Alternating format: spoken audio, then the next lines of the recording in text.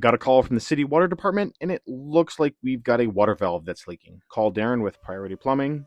He calls and locates, and a few days later, we start to dig everything up. We did have one gas line at the edge of the dig area, but we were able to dig from the other side and avoid that gas line. At 8:30, the city shows up, shuts the main down so we don't have to work on this thing live. We're not 100% sure what caused this valve to start leaking, but it looks like 6 to 9 months ago someone drove over the valve. Figure out what we all need, head to the supply house, and grab the parts.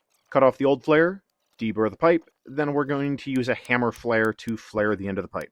I'm not sure that I got it right, so Darren came down there and finished the flare.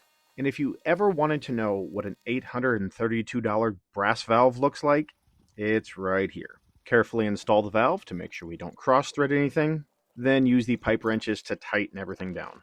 At this point, we give the city the green light that they can turn the main back on, install the riser, but unfortunately we've got a small leak on the pipe. Tighten it down a little bit further until that leak stops, then we're good to backfill. Climb back down and pack the sand around the valve, then continue backfilling.